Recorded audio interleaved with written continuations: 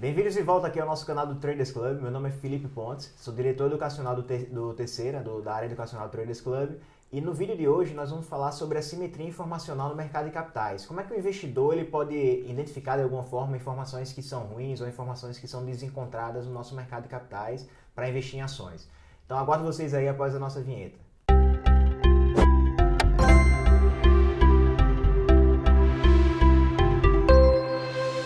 Leandro, obrigado aí mais uma vez por ter aceitado o convite. A agenda está corrida, nós fizemos 2 vídeos aqui para o canal, então, para quem não te conhece ainda, se apresenta aí para o nosso público.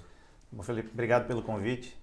Meu nome é Roleandro, sou professor lá da Universidade Federal da Paraíba, também tenho alguma experiência aí como investidor e como gestor de clube de investimentos. Fiz a minha tese de doutorado nessa área de pesquisa de assimetria de informação e a ideia é eu tentar trazer um pouco aqui para a gente discutir sobre assimetria. Beleza. Então, no Brasil a gente tem um problema talvez um pouco acima da média dos mercados mais desenvolvidos de assimetria informacional, né? Foi legal você falar da sua tese, eu não tinha nem pensado em falar sobre isso, mas já que você tocou nesse assunto, na sua tese você trabalhou com uma estimativa de probabilidade de negociação de informação privilegiada, né? Chama a PIN. Então, já que você tocou nesse assunto, dá uma visão geral só para o pessoal entender aqui o nível geral de assimetria informacional aqui no Brasil. Tá. A assimetria de informação ela representa a diferença do nível de informação entre os usuários da informação no mercado de capitais, né? Entre, por exemplo, o investidor interno, aquele que faz parte da gestão da empresa, o controlador da empresa, e o investidor externo, que é aquele que está comprando a ação da empresa e que está lá fora da gestão. Muitas vezes o usuário interno, o insider, ele tem acesso mais rápido a algumas informações do que o externo, né? E aí existe algum impedimento de ele utilizar essa informação em benefício próprio para a negociação no mercado. E existe uma diversidade de variáveis, né, de proxies que se utiliza na literatura para poder tentar mensurar a assimetria de informação. A assimetria de informação é uma variável diferente, por exemplo, lucro, diferente de receita, que você consegue mensurar de forma mais precisa. Observar diretamente, a assimetria não. Exato, ela não é observável de forma direta. Então existe uma série de medidas que são úteis para tentar capturar esse fenômeno, né? Então a PIN, essa que você citou, que é a probabilidade de negociação com informação privilegiada, ela utiliza dados de microestrutura do mercado, né? É uma medida a partir do volume de negociação das ações, ela toma como base um volume médio e sempre que tem um volume anormal, ela emite um sinal e a partir desse sinal consegue-se estimar uma probabilidade de que tenha havido uma negociação com informação privilegiada. Óbvio, como a gente está falando de probabilidade, existe uma chance de aquilo ter sido motivado pela negociação do insider. Aconteceu uma notícia no dia qualquer e afetou o volume, então o modelo vai captar, o modelo não olha a notícia, então ele vai captar que teve alguma coisa estranha, mas não necessariamente foi um insider. Exato.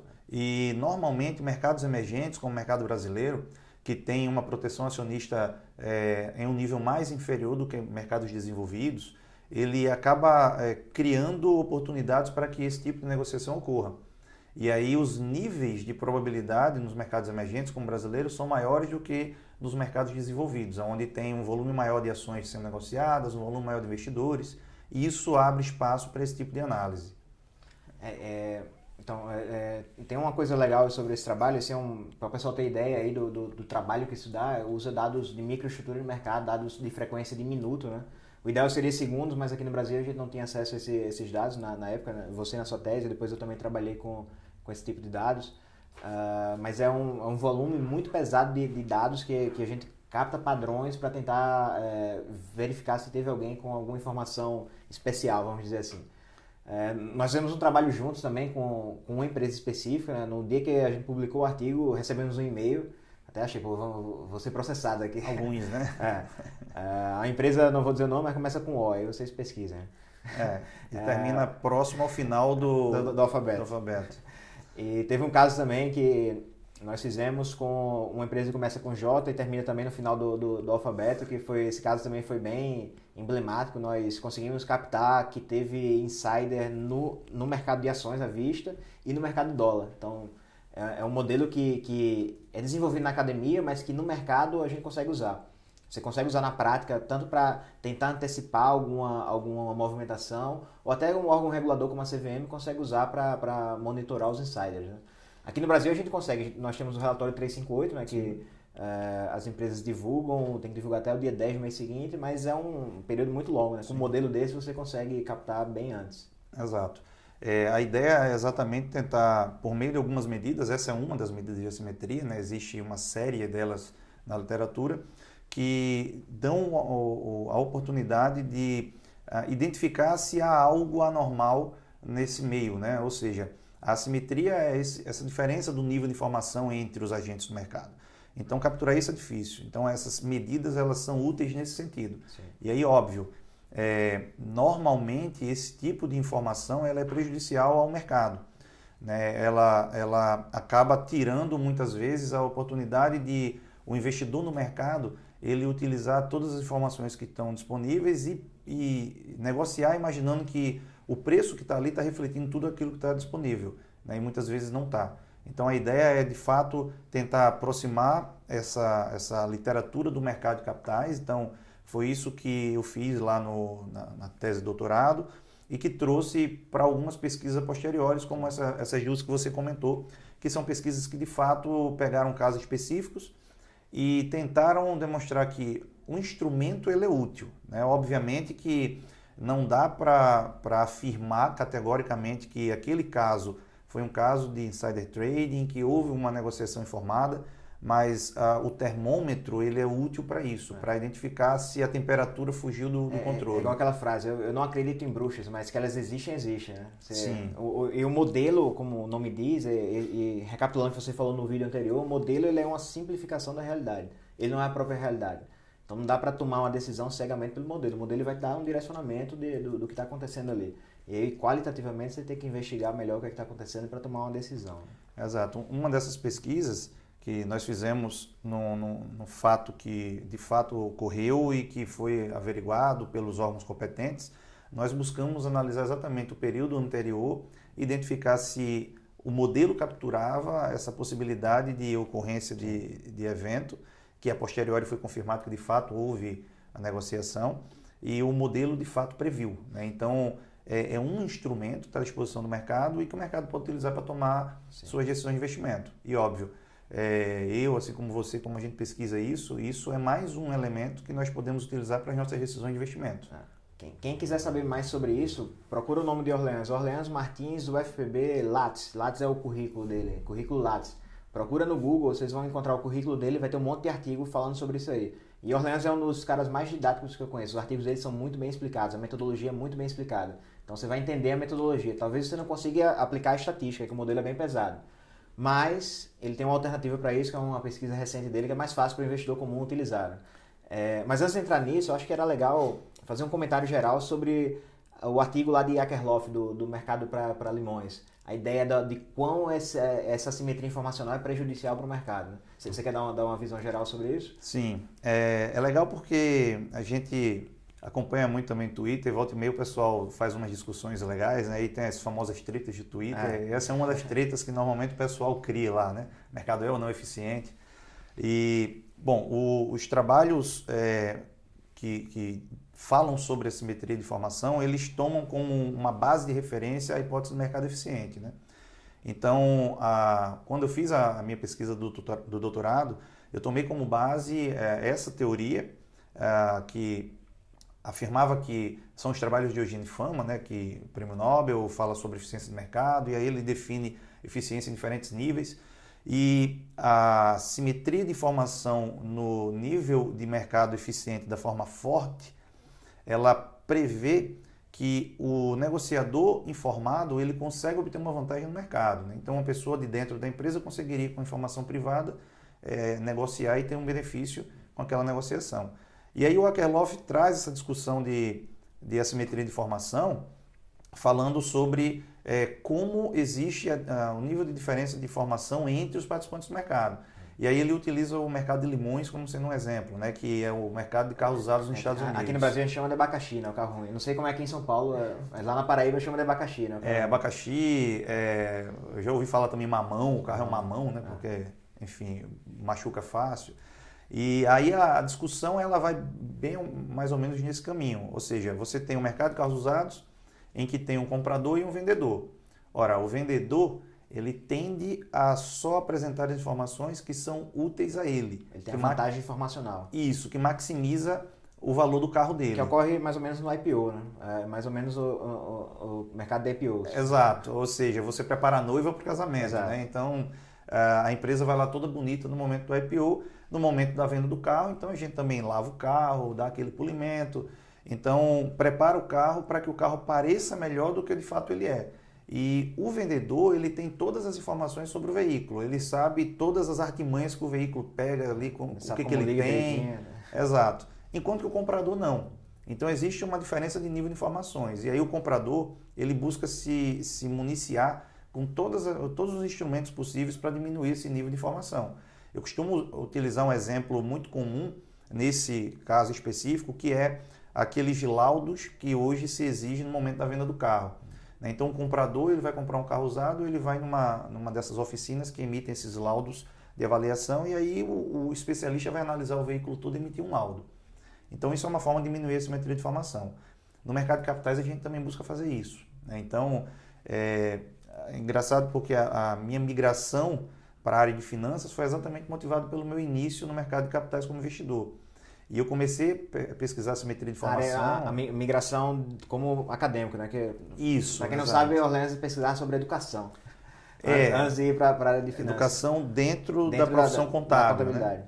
E aí teve uma hora que eu pensei, eu quero realizar meus investimentos, comecei a ganhar dinheiro, né? Comecei a trabalhar na época, assim que eu ingressei no mestrado, começou a sobrar alguma coisa, eu queria investir aquilo. E aí eu pensei, eu vou unir o útil ao agradável. Eu quero pesquisar nessa área para que seja útil para os meus investimentos.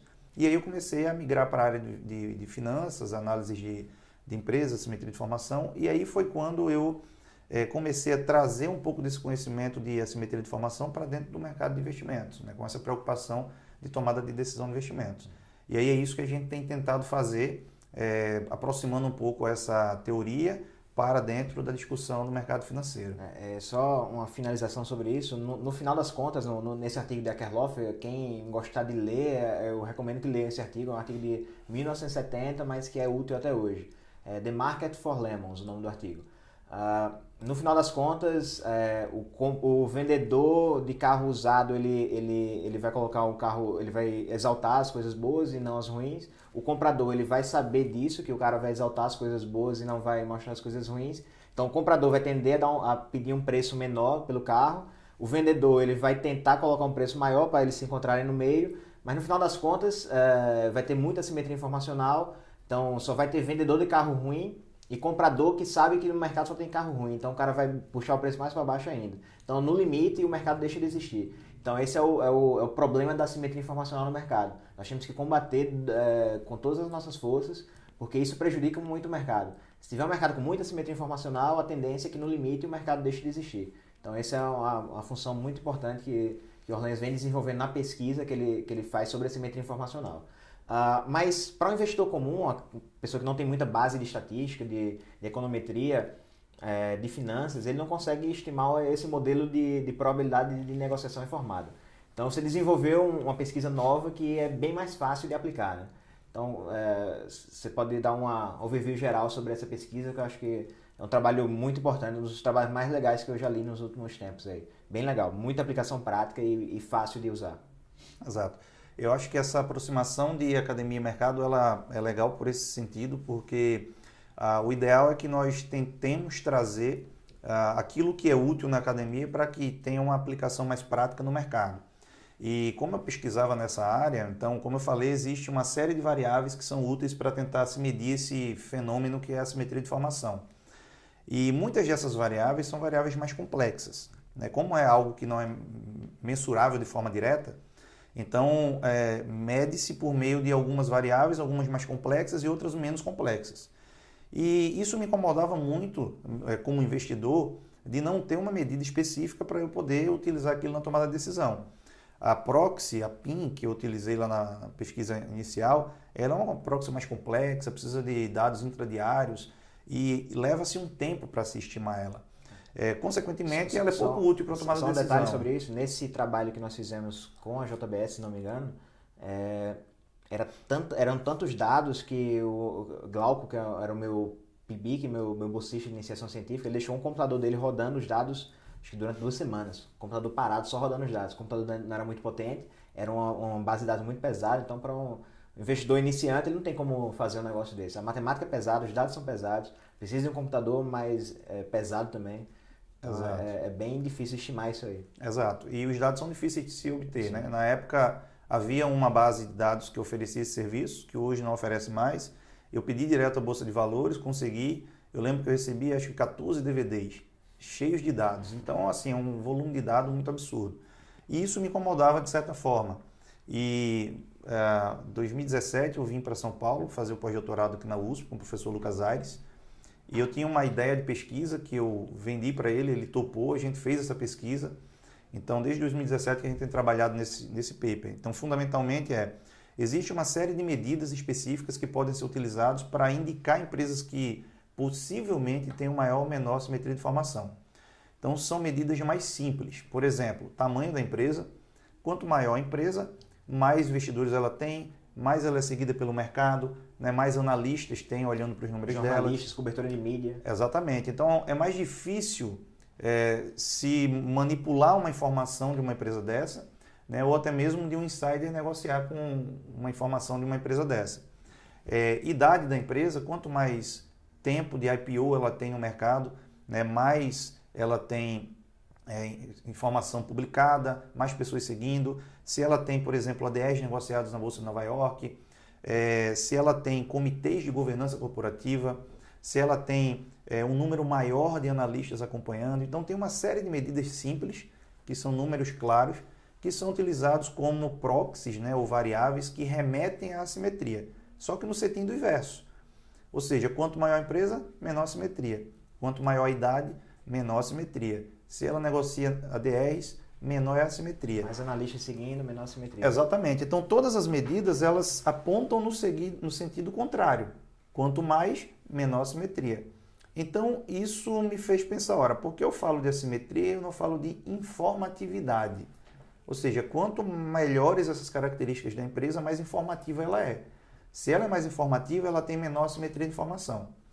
E aí nós partimos desse pressuposto, né? São 10 dessas medidas simples de serem observadas nos diferentes mercados e nós utilizamos essas medidas para poder indicar maior nível de informatividade para as empresas.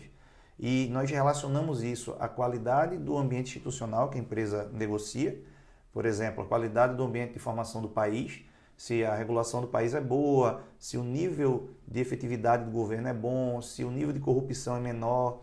Então, esse trabalho também foi multipaís. Isso. Nós pegamos essa base de dados, que são informações mais observáveis, né? E aí essa medida de informatividade nós relacionamos com a qualidade da contabilidade e com a qualidade do ambiente de informação do país. Então, essa foi fundamentalmente a ideia inicial que a gente teve na pesquisa. Esse trabalho vocês começaram em 2017, só que você já vinha pesquisando sobre assimetria informacional no mercado desde 2010, né? Isso. Desde 2010.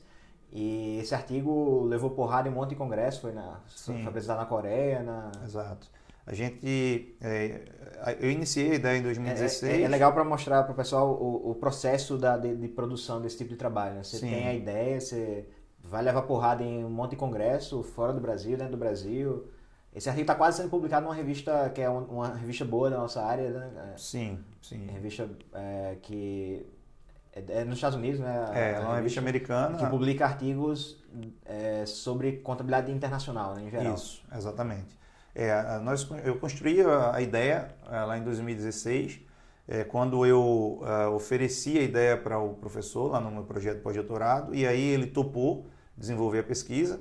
Nós começamos a fazer coleta e análise de dados, a ideia já estava definida, nós trabalhamos 16, 17, agora 19, 16, 17, 18 e 19, passamos por uma série de congressos, né? A ideia da pesquisa de fato é essa, nós apresentarmos o que foi feito até então e aí alguns especialistas fazem sugestões, nós vamos ajustando, então nós modelamos o trabalho ao longo de todo esse período, né? Passamos por alguns congressos internacionais também e aí ele está em uma fase final, né? Espero que dê tudo certo e que o artigo seja publicado em breve. para que essa informação seja compartilhada. E aí, Felipe, engraçado e eu acho interessante porque sobre essa aproximação do mercado e academia, a ideia era, de fato, trazer algo que fosse o mais simples para ser utilizado. Sim. Nós utilizamos uma base de dados muito país, pegamos países emergentes, porque nesses países os problemas de assimetria são maiores. Né? Você acabou de falar da ICVM 358, você tem até 40 dias para poder publicar uma negociação de saída se ela tiver sido feita no primeiro dia do mês. A empresa tem até o dia 10 do mês seguinte, então o cara negociou no primeiro dia do mês, divulga no dia 10, e as empresas usam o prazo completo. Né? Exato. Então você leva 40 dias para saber. Enquanto em mercados mais desenvolvidos, essa divulgação ela é em um espaço muito menor. Nos Estados Unidos são 2 dias. Exato. Então, isso cria um ambiente mais importante nos mercados emergentes. E aí o desafio que a gente teve dessa pesquisa foi conseguir convencer todos os revisores de que essa medida simples ela é útil. Né? Muitos falavam, olha, mas tem umas medidas de assimetria de informação que são mais robustas, mais complexas. Só que matemática mais pesada, mas aí o cara não consegue usar. Elas não são úteis para o dia a dia do investidor. Né? Imagina um investidor, pessoa física, que não tem todo uma equipe para poder fazer coleta e análise de dados. Então, a ideia era, de fato, pegar medidas simples. E a gente insistiu nessa discussão e conseguimos convencê-los. Né? Então, estamos em uma das últimas etapas desse convencimento. E a ideia é, ora, se eu tenho uma série de características que sugerem que aquelas empresas elas sejam mais informativas, por que eu não posso utilizar essas medidas no momento da minha análise de investimentos? Sim. Ora, se eu sei que empresas maiores, empresas que têm um número maior de investidores, empresas que têm um maior free float, empresas que têm comitês de governança corporativa, essas empresas elas tendem a ter melhor qualidade de informação, por que eu não posso utilizar essas medidas para poder fazer um filtro de seleção para as minhas companhias? Vocês juntaram tudo isso e montaram um índice de informatividade. Né? Isso, exato. São 10 medidas. Essas 10 a gente utilizou para construir um indicador, né, um índice de fato. E esse índice a gente relacionou com a qualidade da contabilidade da empresa. Existe uma série de medidas para a qualidade de contabilidade. Gerenciamento de resultados, nós falamos no vídeo anterior, é uma delas. Exato. Quanto menor o gerenciamento, né, melhor a informação contábil. Sim. Persistência dos lucros, suavização dos resultados, previsibilidade, relevância da informação, tem uma série delas. Nós pegamos algumas dessas medidas, as mais tradicionais, e relacionamos com o nosso índice. De modo a validar o índice. Exatamente. E aí nós chegamos ao resultado de que quanto maior é o nível de informatividade da empresa... Ou seja, quanto maior for o seu índice, o índice que você criou... Isso. Quanto maior é a informatividade da empresa, melhor é a qualidade da contabilidade. Tá? Então, esse já foi um achado que, até então, foi inovador, haja vista a forma como nós construímos esse nosso indicador. E aí nós relacionamos esse indicador também ao nível de qualidade da informação, ou ambiente informacional dos países. Tá? Então, são 21 países. Nós relacionamos esse nível de informatividade e nós conseguimos observar que quanto melhor é o ambiente de informação do país, melhor é o nível de informatividade da empresa. Então a gente tem uma série de países emergentes, uns com qualidade de ambiente de informação melhor e outros com qualidade de informação pior. E o que a gente considera como qualidade de informação do ambiente do país? Menor nível de corrupção, efetividade do governo, melhor qualidade das leis, dos regulamentos que regulam o país. Então essas foram as medidas que a gente conseguiu utilizar. E um resultado final, que aí foi a grande contribuição do trabalho, foi que nós identificamos que existe um efeito substituição. Quanto pior é o ambiente de informação do país, melhor ou mais forte é a relação entre a qualidade da contabilidade e esse nível de informatividade. A empresa compensa o país não ter um ambiente informativo bom com uma informação contábil melhor. Exatamente. A empresa ela tenta compensar melhorando o seu nível de informatividade e melhorando a qualidade da contabilidade, ela tenta compensar a qualidade ruim do ambiente do país. Né? E esse foi um achado que foi bem interessante e, por exemplo, para quem tem uma estratégia de investimento que busque outros países, principalmente países emergentes, esse é um achado que pode ser relevante, por exemplo, na tomada de decisão.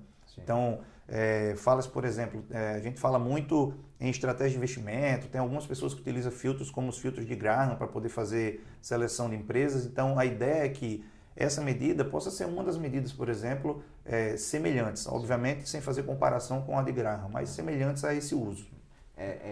Vocês chegaram a testar contra desempenho da empresa esse indicador ou só com relação à informação assimétrica? O objetivo principal foi analisar contra a informação assimétrica. Tá? Nós vimos, ao final das contas, que quando a empresa ela tem melhor desempenho, existe uma maior probabilidade dela ter menor assimetria. Né? Então, existe essa evidência, inclusive, na literatura. Então, nós não fizemos a análise direta. Teste específico. Exato, mas fazendo uma interligação entre a literatura precedente, aquilo que está lá escrito nas pesquisas anteriores, com os nossos achados, é possível pressupor de que esse índice de informatividade ele também tem relação com o desempenho. Com o desempenho. Então, quanto maior é esse índice, melhor é o desempenho da empresa. Legal. Me perguntam direto, eu te perguntei isso em outras palavras no nosso vídeo anterior, sobre confiança nos números contábeis, sobre qualidade da informação contábil. Você citou várias proxies, nós temos conservadorismo, gerenciamento de resultados, por accruals, por atividades reais, persistência de lucro, relevância da informação, tem um monte de proxy. Proxies são aproximações, né? Algumas variáveis que a gente usa para medir alguma coisa. E isso para um investidor iniciante também, um investidor que não tem uma base de estatística, não tem bases de dados para fazer esses testes, medir qualidade da informação contábil da empresa, também é difícil. Com o seu indicador, isso vai ficar fácil também. Porque com o indicador eu consigo entender que a empresa tem um nível informacional bom. Então a probabilidade dela ter números contábeis ruins é mais baixa. Exato. Essa é uma implicação, eu achei isso muito legal no trabalho. Exato. Até para nós como investidores mesmo, para a gente não ficar rodando modelo direto para medir qualidade da informação, é muito bom isso aí. Exatamente. A ideia é de fato fazer isso. Como você comentou, esse paper ele está sendo revisado num dos rounds finais de uma revista internacional. Espero que dê certo, que ele seja publicado em breve, e a ideia final é de que a versão está em inglês por conta da revista, mas nós temos o objetivo de continuar essa pesquisa trazendo mais algumas informações para o Brasil. Então a ideia final é de nós disponibilizarmos inclusive a base de dados que a gente analisou. Nós analisamos uma base de dados de 16 anos, de 2000 até 2016, 17 anos, né? 2000 até 2016, e aí a ideia é que isso continue a ser feito. Por exemplo, nós temos um projeto de extensão lá na universidade que busca relacionar a avaliação de empresas com critérios de governança corporativa. E uma das preocupações de governança corporativa é exatamente a simetria de informação. Né? Então, a gente tem uma equipe de pesquisadores lá que tentam, de fato, trazer esses aplicações conteúdos científicas na prática. Né? Exato, para aplicações práticas. A extensão, para quem não conhece, que na universidade pública, em particulares, não tem muito essa questão de extensão, é mais nas públicas. Só para definir o que é. A universidade pública ela é baseada em ensino, pesquisa e extensão. A extensão é justamente a aplicação do que a universidade produz de pesquisa na prática. Então, o projeto de Orleans é nesse sentido. Exato. E tem a parceria, inclusive, com a Universidade Federal do Espírito Santo também. São duas universidades juntas e nós estamos com a parceria com eles no TC aqui também. TC, exato. E a ideia desse projeto é exatamente, nós costumamos dizer que é ultrapassar os muros da universidade, né? Ou seja, é levar o conhecimento que está sendo feito lá dentro para o mercado. E aí essa é a ideia de nós termos desenvolvido esse projeto.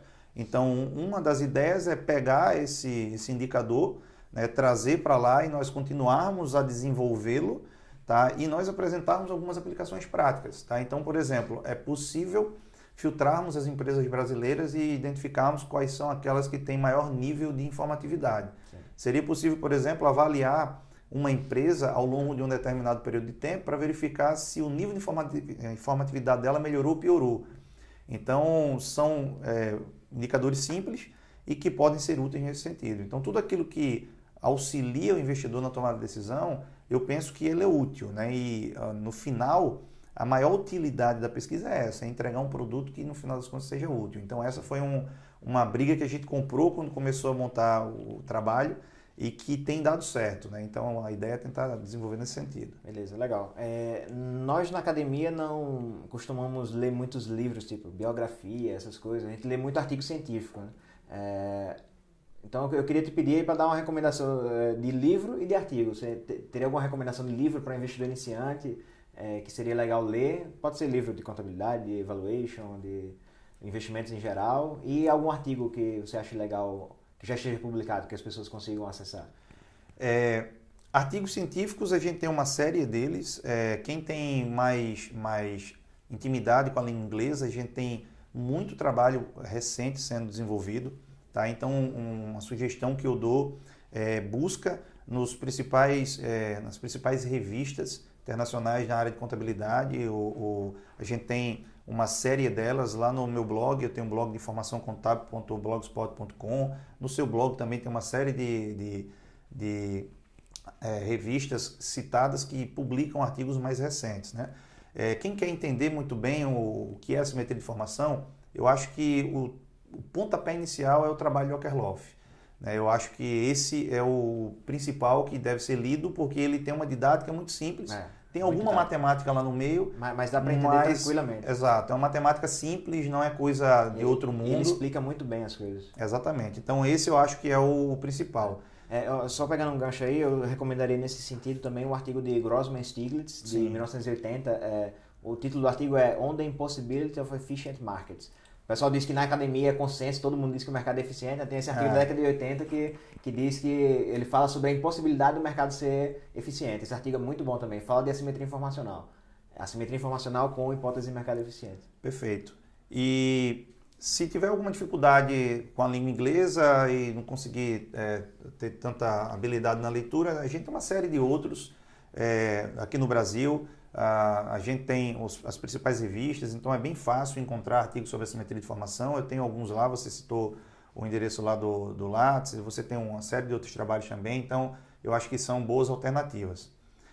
Quanto a livros, a gente tem uma série de livros muito bons, né? Então já várias pessoas passaram aqui, já fizeram boas sugestões, e eu vou fugir um pouco da regra. Isso é bom.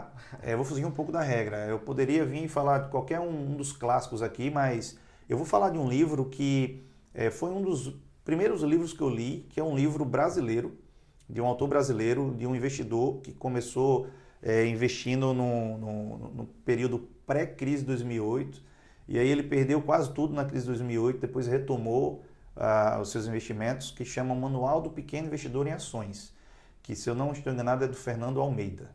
Eu não lembro o nome do meio, mas é um livro pequeno, mais simples, e que eu acho que é muito interessante.